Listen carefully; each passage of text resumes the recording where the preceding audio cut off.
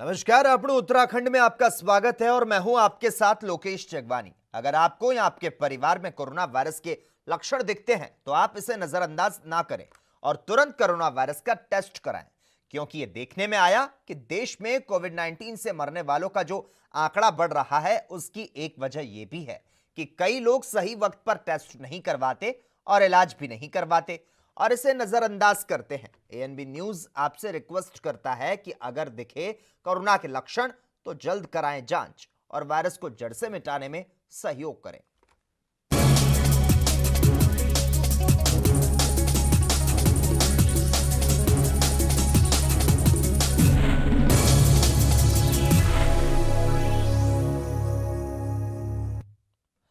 आम आदमी party Roorkee zone कार्यालय में पार्टी के प्रदेश उपाध्यक्ष और प्रवक्ता शारिक ने उत्तराखंड चुनाव को लेकर पत्रकार वार्ता का आयोजन किया और इस दौरान उन्होंने कहा कि राज्य से जुड़े कई लोग दिल्ली में उत्तराखंड का प्रतिनिधित्व करते हैं।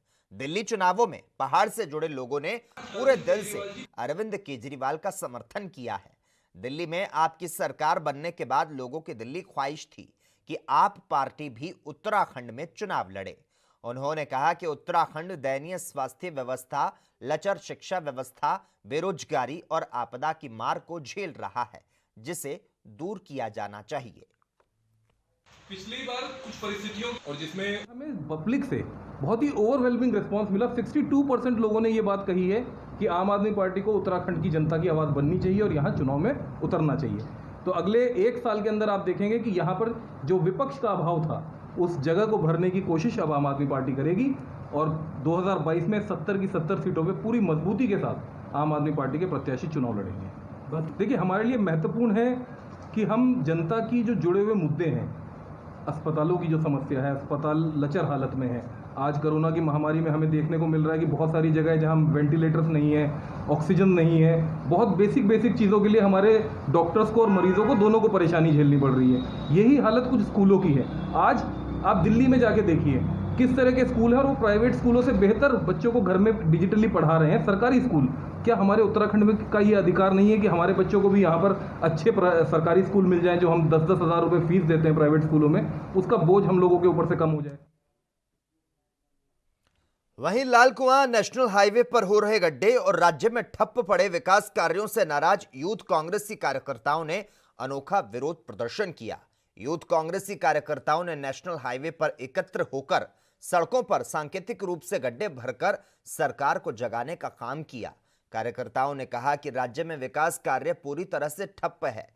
इसके अलावा नेशनल हाईवे पर गड्ढे हैं जिसके चलते आए दिन दुर्घटनाएं होती रहती है, लेकिन क्षेत्रीय विधायक और सरकार के जनप्रतिनिधि इसे दुरुस्त करवाने में नाकाम साबित हो रहे हैं, जिसका खामियाजा राहगीरों और आम लोगों को भुगतना पड़ रहा है। यूथ कांग्रेस विधानसभा अध्यक्ष कमल दानू ने सीधे तौर पर कहा कि अगर सरकार नेशनल हाईवे के गड्ढों को जल्द से जल्द भरवाने का काम नहीं करती तो सभी कार्यकर्ता उग्र आंदोलन करने के लिए बाध्य होंगे।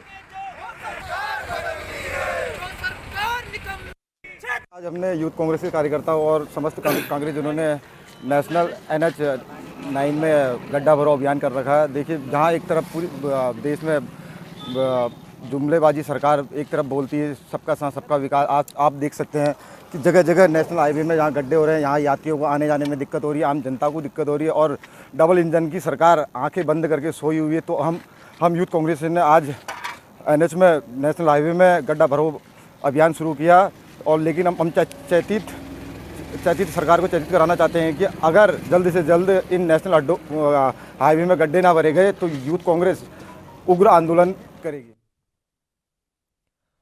टिहरी में प्रवासियों को स्वरोजगार से जोड़ने के लिए उत्तरदायी मुख्य लाइन विभागों को बूस्टअप करने और योजनाओं को धरातल पर क्रियान्वयन को लेकर जिला अधिकारी मंगेश घड़ियाल समीक्षा कर रहे हैं। जिला अधिकारी ने सहकारिता विभाग के क्षेत्रीय अधिकारियों और सचिवों के धरातलीय कार्य प्रगति की समीक्षा की। समीक्षा के दौरान प्रतापनगर क्षेत्र के 11 सहकारिता सचिवों की लिमिट जारी होने के बावजूद भी स्वरोजगार स्थापित करने वाले आवेदकों को ऋण वितरण संबंधी सचिवों के वेतन रोकने के निर्देश दिए। उन्होंने एआर कोऑपरेटिव को स्पष्ट निर्देश दिए कि कार्य प्रगति में सुधार नहीं लाने तक संबंधित सचिवों का वेतन निर्गत ना किया जाए। जिला अधिकारी ने सभी सहकारिता के सभी क्षेत्रीय अधिकारियों को 15 सितंबर तक प्राप्त आवेदनों का निस्तारण किया और अल्पकालीन और मध्यकालीन ऋण वितरण लिमिट को पूरा करने के निर्देश दिए। उन्होंने स्पष्ट किया कि इसमें किसी भी तरह की लापरवाही करने वाले जिम्मेदार अधिकारी के विरुद्ध कार्रवाई अमल में लाई जाएगी।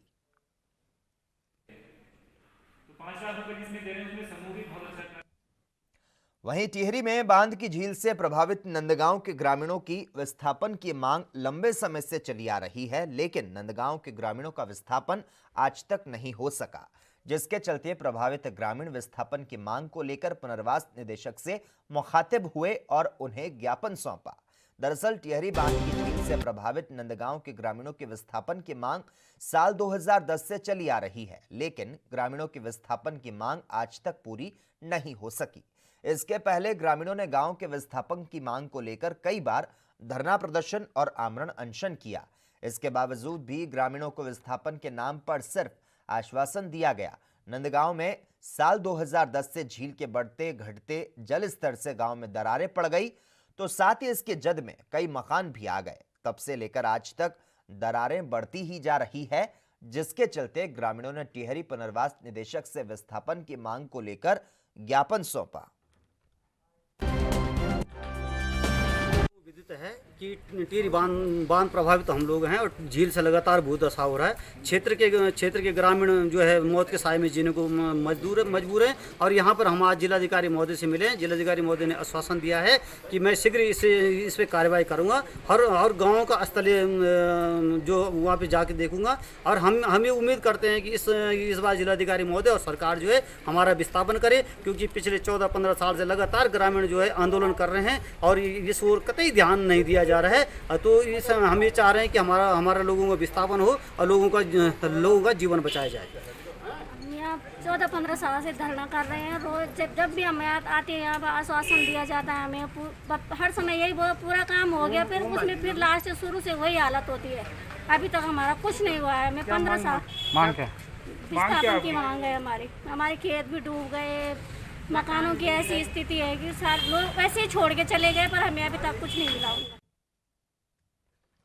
वहीं लंबे समय के बाद चंपावत जिला अस्पताल की माली हालत में गायनी और सर्जन के आने से सुधार तो हुआ, लेकिन जिला अस्पताल के पीएमएस और सीएमओ का सहयोग ना मिलने से काम करने में परेशानियों का सामना करना पड़ रहा है।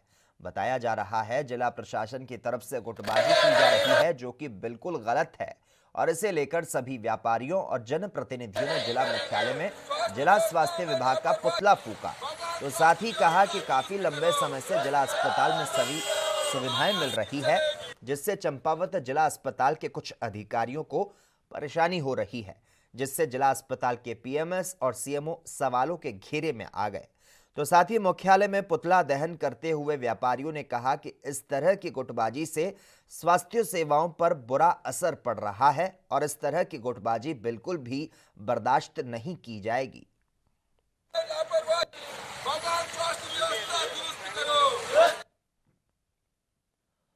उधर दिनेशपुर में अखंड भारत संकल्प दिवस मनाया गया और इस मौके पर अंतर्राष्ट्रीय हिंदू परिषद के प्रदेश अध्यक्ष डॉक्टर आर.के. महाजन और राष्ट्रीय बजरंग दल के ब्लॉक अध्यक्ष सुब्रत कुमार तरफदार मौजूद रहे। इस मौके पर डॉक्टर आर.के. महाजन ने बैठक का शुभारंभ किया। कार्यकर्ताओं को संबोधित करते हुए डॉक्टर आर.के. महाजन ने कहा कि जब भारत अखंड था तब भारत सोने की चिड़िया कहलाता था, तब विश्व गुरु का स्थान प्राप्त था और उस समय किसी आक्रमणकारियों की हिम्मत नहीं होती थी कि भारत पर नजर डालें। जिसने भी आक्रमण किया भारत के राजाओं ने उनका सबक सिखाया, लेकिन मुगल आक्रमणकारियों और भारत के हिंदू राजाओं की आपसी फूट के कारण सन 712 में मोहम्मद बिन कासिम ने सिंध के राजा दाहिर को हराकर भारत के खंडित होने की शुरुआत की थी और उस दौरान मुगल आक्रमणकारियों का भारत में आगमन हुआ। अखंड भारत संकल्प दिवस मनाने एकत्र हुए हैं। भारत आज से 1000 वर्ष पूर्व तक अखंड था और जब भारत अखंड था तो भारत सोने की चिड़िया कहलाता था। जब भारत अखंड था एक सैन्य महाशक्ति के रूप में था। किसी आतताई व आतंकवादी की हिम्मत नहीं होती थी कि भारत के ऊपर टेढ़ी आंख करके भी देख ले। जिसने टेढ़ी आंख की उसको सबक सिखाया हमारे राजाओं ने। लेकिन हिंदू समाज की फूट और मुगल आक्रांताओं के कारण इस भारतवर्ष में मुगलों का पदार्पण हुआ। सन 712 में पहला मुगल आक्रमण भारत में मोहम्मद बिन कासिम के रूप में हुआ।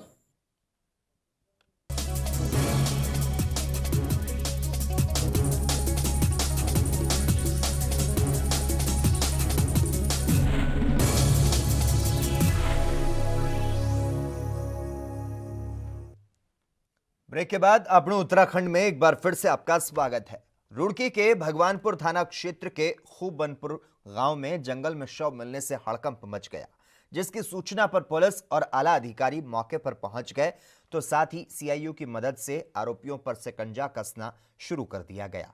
तो वहीं पूरे मामले में पुलिस ने घटना का खुलासा किया। एसएसपी ने बताया कि मृतक की पत्नी किसी फैक्ट्री में काम करती थी, जहां उसे एक व्यक्ति से प्रेम हो गया, जिसके बाद वो अपने पति से छुटकारा चाहती थी और इस दौरान उसने अपने प्रेमी और बेटे को भी साजिश में शामिल कर लिया और रात में अपने पति को नींद की गोलियां खिलाकर उसका गला दबाकर हत्या कर दी। बाद में उसे जंगल में ले जाकर फेंक दिया। तीनों उसकी गर्दन रेंतकर हत्या का ड्रामा रचने के बाद घर वापस आ गए। तो वहीं पुलिस और सीआईयू ने मात्र कुछ ही घंटों में मामले का खुलासा कर तीनों आरोपियों को गिरफ्तार कर लिया। हमारे पास सूचना मिली थी कि खूबनपुर गाँव पड़ता है, वहाँ एक लाश मिली है। उस पर हमारा टीम उधर पहुँच गई थी। हमारा वरिष्ठ अधिकारी जो एसपी देहात है सीओ मंगूर पहुँच गए थे। उसको हमने आइडेंटिफाई किया था। बालेश करके नाम का था, खूबनपुर गाँव का रहने वाला है और इनका गले काट के हत्या करने का आशंका थी। तो हमारी टीम तत्काल रूप से जो इसमें काम किया था। हमें 24 घंटे के अंदर जो हमें इसमें सफलता मिल गई है। इसका कारण ये है कि इनका वाइफ अपना जो प्रेमी के साथ मिलकर जो है इनका स्लीपिंग पिल्स खिलाकर इनका घर पे जो है गले घोट के इनको मार दिया गया है। फिर वहाँ से बोरी में बाड़ी को भरकर जो है ये बगीचा में छोड़कर गले काट के इस घटना का थोड़ा सा बदलने का प्रयास की गई। इसमें जो है इनका बेटे का भी अपना प्रॉब्लम लेकर जो है इन तीनों ने मिलकर इस घटना का अंजाम दी है। तीनों को हमने अरेस्ट कर दिया गया है। जो आला कत्ल इस घटना में फेल थे उसको हमने बरामद कर दी। बोरी सब चीज को हमने बरामद। वहीं हरिद्वार खड़खड़ी शमशान घाट पर आज शहीद हवलदार राजेंद्र सिंह नेगी का अंतिम संस्कार सैन्य सम्मान के साथ किया गया। शहीद हवलदार राजेंद्र सिंह नेगी गढ़वाल राइफल्स में तैनात थे। 8 जनवरी को बारामूला में ड्यूटी के दौरान वो हिमस्खलन में समा गए। 15 अगस्त को शहीद राजेंद्र सिंह नेगी का शव बरामद किया गया था। हवलदार राजेंद्र सिंह नेगी मूल रूप से चमौली जनपद में गैरसैंण तहसील पजियाड़ा गांव के निवासी थे और वर्तमान में उनका परिवार देहरादून के अंबीवाला में रहता है। शहीद राजेंद्र सिंह नेगी के पिता रतन सिंह का कहना है कि मेरे को गर्व है कि मेरा लड़का देश की रक्षा करते करते शहीद हो गया। इससे मुझे गर्व है और ये मेरा लड़का भारत माँ का लड़का था। वो आज अपना बलिदान दे गया, अपने प्राणों की बाजी लगा गया। सरकार से और फौजी लोगों को मेरा बहुत बहुत आभार है कि उन्होंने इतना प्रयास किया और 8 महीने के बाद वह मिल गया। इससे मेरे दिल को तसल्ली हो गई। मातृभूमि की रक्षा करते करते शहीद हो गए हैं, इसके लिए गर्व है। और ये मेरा लड़का क्या भारत माँ का लड़का था। मतलब बलिदान सही इतना मेरी बाजी लगाई वो नहीं ना वो नहीं बॉर्डर में तो उन्होंने निदान प्रयास किया कि आज 8 महीने के बाद मिल गया, मिल गया। जैसे आगे साथ हमारा। वहीं ऋषिकेश में पेयजल की उचित व्यवस्था की मांग को लेकर आंदोलनकारियों ने धरना स्थगित कर दिया। जानकारी के मुताबिक कृष्णानगर कॉलोनी के लोग अपनी मांगों को लेकर लंबे समय से धरना प्रदर्शन कर रहे थे। वहीं कॉलोनी में कोरोना संक्रमित मरीज की मौत हो गई, जिसके बाद एसडीएम और मेयर के हस्तक्षेप के बाद धरना स्थगित किया गया। प्रदर्शनकारियों ने कहा कि 30 अगस्त तक अगर पेयजल की व्यवस्था नहीं होती तो वो फिर से अपना आंदोलन जारी रखने के लिए मजबूर होंगे। तो वहीं एसडीएम ने इस समस्या का संज्ञान लेते हुए जल संस्थान के अधिकारियों से बातचीत की और पेयजल व्यवस्था कराने का आश्वासन दिया। जो धरना प्रदर्शन आज करा गया है वो कुछ दिन पहले भी काफ़ी संख्या में धरना प्रदर्शन करा गया था, जिसके अंतर्गत सोशल डिस्टेंसिंग के नॉर्म्स का पालन नहीं किया जा रहा था, तो उसके लिए हमने मुकदमा भी रजिस्टर करा था। हाउएवर जो इशू है वैकल्पिक व्यवस्था की, वो हम जल संस्थान के साथ बात करके डिस्कस करके जो बेस्ट पॉसिबल सोल्यूशन होगा जल्दी से जल्दी उपलब्ध कराने की कोशिश करेंगे। जो पानी की समस्या है वो एक बेसिक नीड है और ये सब लोगों का राइट है, तो हम मेक श्योर करेंगे कि पानी की जो व्यवस्था है सोशल डिस्टेंसिंग के सारे नॉर्म्स का पालन करते हुए सब लोगों को प्रोवाइड कराई जाए। हम लोगों का 52वां दिन है। पानी की समस्या को लेकर के हम लोग यहाँ धरना दे रहे थे। दरअसल क्या था कि वहाँ पानी कोई समस्या नहीं है। हैंडपम्प से कोरोना और बढ़ने की संभावना बढ़ती जा रही है। हमारे कॉलोनी में अभी एक व्यक्ति कोरोना पॉजिटिव हुआ, एक एक्सपायर भी हो गया, और हैंडपम्प जो लोग हैंडपम्प पानी लेके आ रहे हैं तो हैंडपम्प से छुआछूत बढ़ रहा है, और कोरोना बढ़ने की संभावना को देखते हुए हम लोग धरना 30 तारीख तक के लिए स्थगित कर रहे हैं अपना। और अभी एसडीएम साहब और माननीय महापौर श्रीमती अनिता मंगवाई जी आने वाली थी, हम लोग ज्ञापन देंगे और अपने पानी का जो प्रयास है शासन स्तर पर हम लोग करते रहेंगे। और अगर 30 तक भी हमारी मांगें पूरी नहीं हुई, पानी की व्यवस्था नहीं हुआ संचालित, तो हम लोग दोबारा आंदोलन के लिए बाध्य होंगे। जो IDPL के बगल में है वहाँ के लोग हैं और इनकी एक मांग थी कि कोरोना के चलते हुए वहाँ लोगों को हैंडपम्प से पानी निकालना जो पड़ रहा था, वो बार बार हैंडपम्प में सबके हाथ लगते हैं, वहाँ पर एक मोटर लगा दी जाए ताकि पानी निकालने में आसानी हो लोगों के लिए और कोरोना से बचाव हो सके। और इनका कहना है कि क्षेत्रीय विधायक ने वो जो काम हो रहा था उसको रुकवा दिया और ये कहा कि जब पूरी योजना बनेगी तब वो काम होगा। लेकिन आज फौरी राहत के तौर पर वहाँ पानी की आवश्यकता है, जिसके विरोध में ये 54 दिन से यहाँ पर आज बैठे हैं और अपनी इस मांग को लेकर के बैठे हैं कि इनको जल आपूर्ति जो एक मानव की सबसे बड़ी आवश्यकता है वो इनको दी जाए। और मैं समझता हूँ कि इनकी मांग जायज़ है, इनकी मांग पूरी। वहीं सितारगंज ब्लॉक में जल जीवन मिशन योजना में ठेकेदारी प्रथा के विरोध में ब्लॉक ऑफिस में तालाबंदी कर प्रदर्शन किया गया। ग्राम प्रधान संघ के प्रदेश अध्यक्ष भास्कर संभल के नेतृत्व में दर्जनों ग्राम प्रधानों ने गांव में शुरू हो रही इस योजना का विरोध किया। सरकार से जल जीवन मिशन योजना में ठेकेदारी प्रथा को तत्काल बंद करने की मांग की।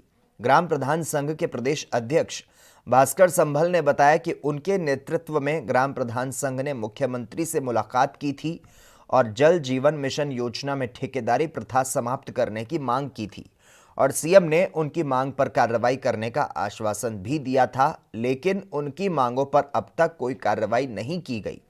उन्होंने कहा कि विभाग जल जीवन मिशन योजना में ठेकेदार के माध्यम से काम कराने के लिए टेंडर भी निकाले जा चुके हैं, जिसके कारण मजबूर होकर उन्हें सितारगंज ब्लॉक में तालाबंदी कर धरना प्रदर्शन करना पड़ा।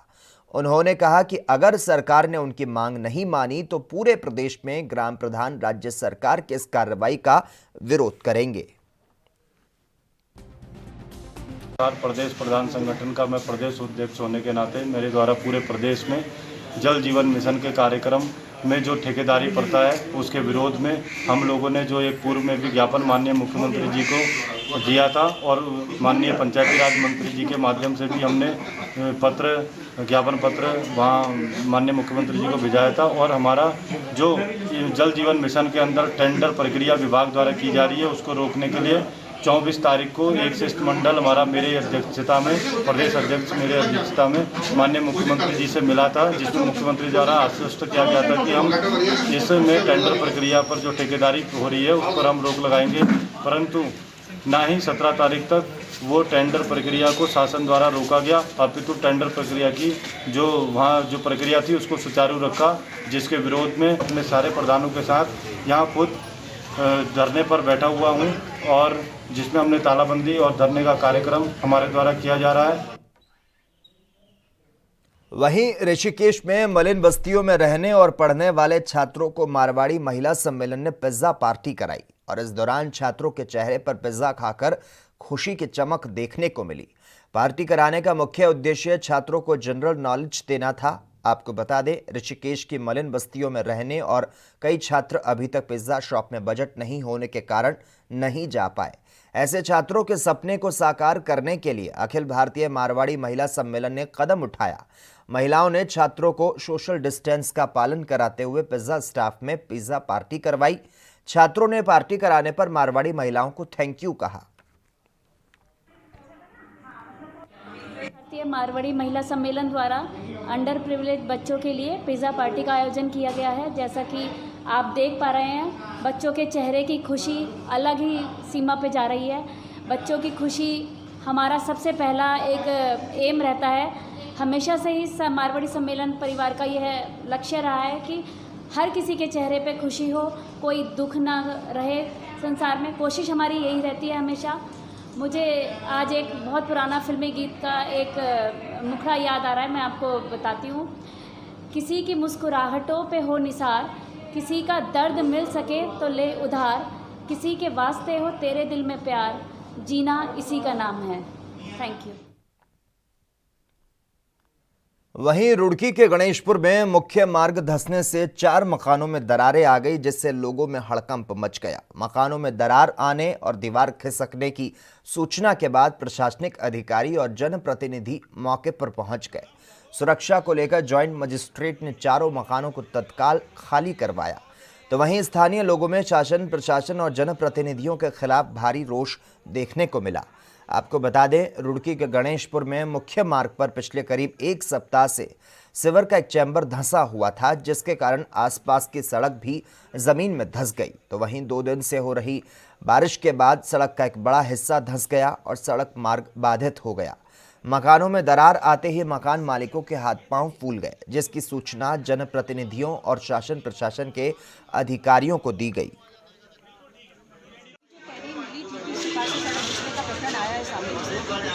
नुकसान पहुंचा है, तो सर्वप्रथम यही प्रयास है कि कोई कैजुअलिटी ना हो, तो लोगों को मुक्त करवाया जा रहा है। दूसरा ये है कि यहाँ पर जो भी ये पब्लिक वर्क का लॉस हुआ है, इसमें जांच करवा करके निश्चित किया जाएगा कि क्या रिस्पॉन्सिबिलिटी रही, किसकी लापरवाही रही।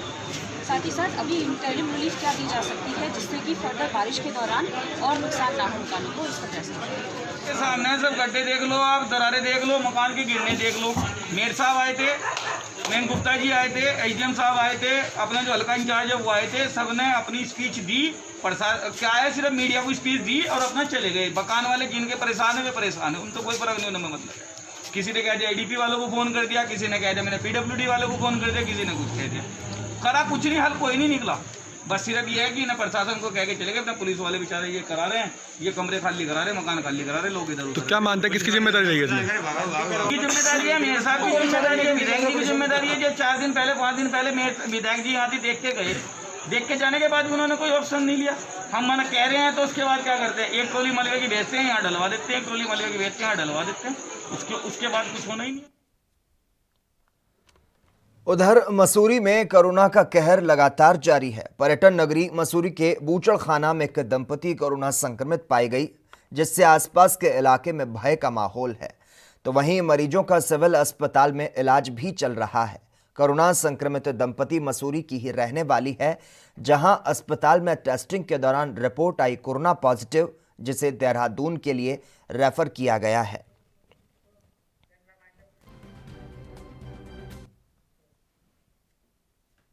और इसी के साथ ही आपको उत्तराखंड में इतना ही। देश और दुनिया की तमाम अहम खबरों के लिए लगातार आप देखते रहिए ANB न्यूज़।